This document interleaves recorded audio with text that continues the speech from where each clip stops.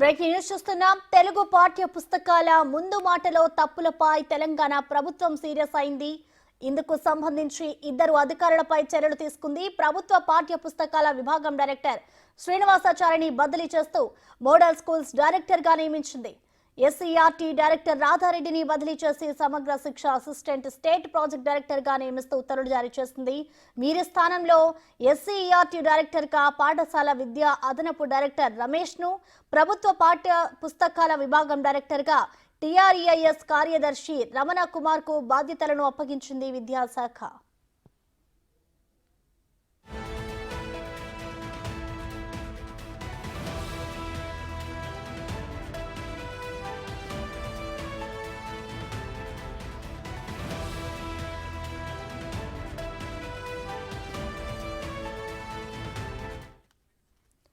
తెలుగు పాఠ్య పుస్తకాల్లోని ముందు మాటలో మాజీ ముఖ్యమంత్రి కేసీఆర్ తో పాటు మాజీ మంత్రుల పేర్లను ప్రింట్ చేసింది ఎస్సీఆర్టీ. దీంతో విద్యార్థులకు ఇచ్చిన తెలుగు పాఠ్య పుస్తకాలను విద్యాశాఖ వెనక్కి తీసుకుంది.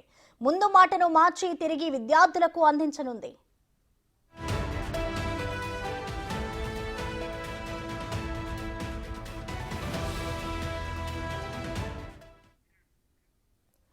దీనిపై మరింత సమాచారాన్ని మా ప్రతినిధి సాదిక్ అందిస్తారు. సాదిక్, చెప్పండి, తెలంగాణలోని పాఠ్య పుస్తకాల మీద మాజీ సీఎం కేసీఆర్ పేరు ఇంకా ఉండడాన్ని అధికారులు తీవ్ర స్థాయిని ఏ విధంగా చూడాలంటారు సాదిక్?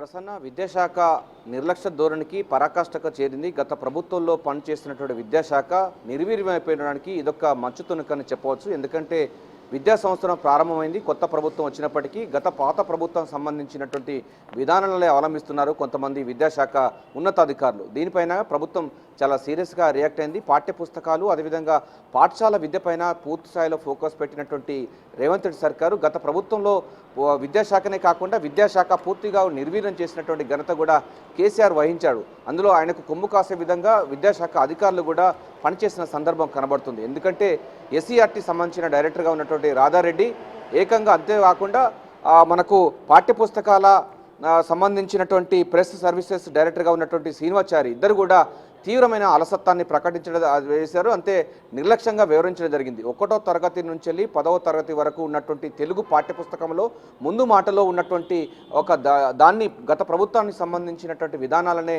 మళ్ళీ దీన్ని కూడా రివీడ్ చేయడం జరిగింది. అందులో మాజీ ముఖ్యమంత్రి అని పేరు కాకుండా తొలి ముఖ్యమంత్రి అని పేరు పెట్టడం అంటే ఇది పూర్తి స్థాయిలో కూడా వారు కావాలనే పెట్టినటువంటి సందర్భం ఉంది. ఎందుకంటే ఎన్నికల తర్వాతనే ఇది తొలి ముఖ్యమంత్రి అని పేరు రావడం అన్నది మనకందరికీ తెలిసిందే. సో తొలి ముఖ్యమంత్రి అని పేరు పెట్టడం అంటే ఇది ఎన్నికల తర్వాతనే వచ్చింది కనుక కావాలనే ఈ అధికారులు అయితే దీని అలసత్వం వహించినట్టుగా బాధ్యత రహితంగా ప్రవర్తించినట్టుగా స్పష్టంగా అర్థమవుతుంది. ఎన్నికల కంటే ముందు ముఖ్యమంత్రిగా ఉన్నటువంటి కేసీఆర్ ఉండేవారు. అయితే ఎన్నికల తర్వాత వాళ్ళు మాజీ ముఖ్యమంత్రి అని పేరు పెట్టడానికి ఇష్టపడకపోవడంతో తొలి ముఖ్యమంత్రిగా పేరు మార్చుకున్న సందర్భం మనకు తెలిసిందే.